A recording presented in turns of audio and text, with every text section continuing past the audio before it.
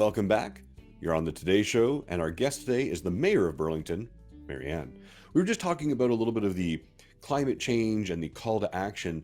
Now, some people have these million-dollar ideas and they want to help their city and they want to help as best they can. Where can, I guess, they submit their proposal for an idea or speak to someone from council about these, I'll say, green initiatives moving forward? So there's many ways to do that. I met recently with a student who had an idea for solar panels, and it was quite simply he just emailed me and said, "I'd like to meet with you and present this proposal," and got a meeting with the mayor. And because I'm always interested to hear from our young people. This is a 15-year-old high school student, and it was a great conversation. He'd prepared a PowerPoint with all of his ideas, and then we were able to share, here's some of the things that the city is doing already on some of that. But it was a great exchange of ideas. So, anyone can reach out to ask for a meeting with the mayor. There's a little link on my webpage. You can also get to it from the city webpage, and it's just, meet with the mayor. Wow. So that's one way. There's also we have over a dozen citizen advisory committees where we ask residents to give us advice, their advisory to council around policy changes or things that we can do to make the city better. So just a few of those. We have a heritage committee, an accessibility advisory committee. We have an inclusivity committee, sustainable development. We have a number. I know I'm forgetting some. Mobility committee, transportation advisory committee, seniors advisory committee. So we interview. We ask candidates in the community to express an interest in one of those, and then they join the committee for a period of time. And their whole role is to look at how can we on the area that we're part of. How can we make sure the city is getting good information to make good decisions? So that's another way to be involved.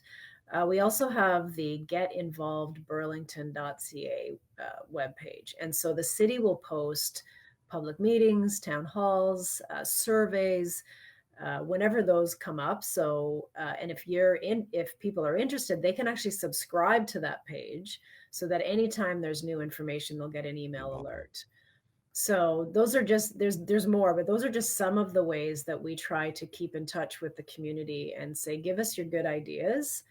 Some of it's more informal, like the meet with the mayor. Some of it is a little bit more structured and formal through the citizen committees. We have working groups, we have surveys.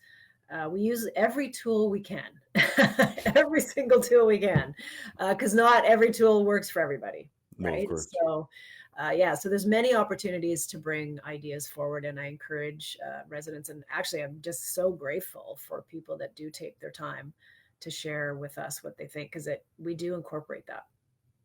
So when we look at reaching out to the community and getting information, and on one of your sites, you do remember I mentioned a comprehensive, oh my God, a comprehensive housing strategy regarding the Yes. support of the Halton region.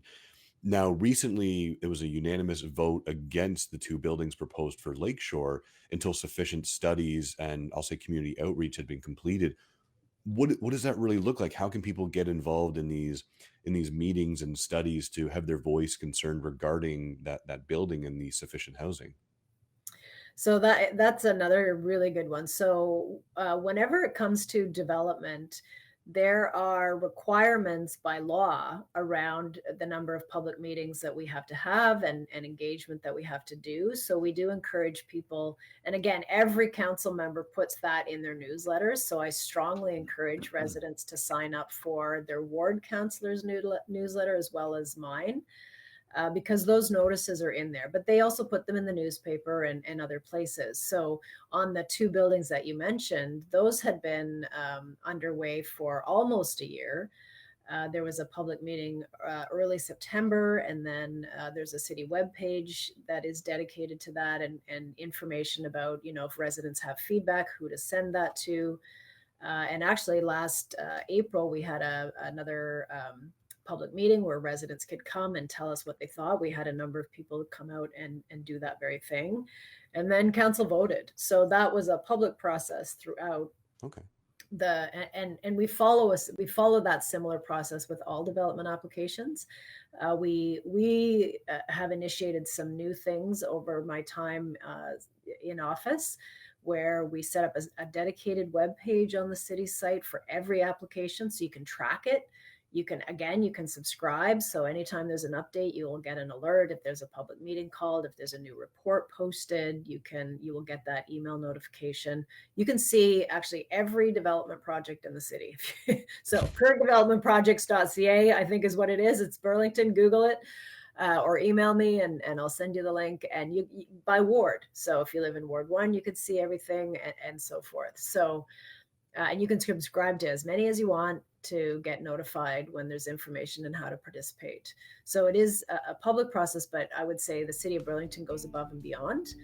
We don't have to do that under legislation, but we do, because we want to hear from people, what their views are. Wonderful. We're going to take a quick break and we'll be right back.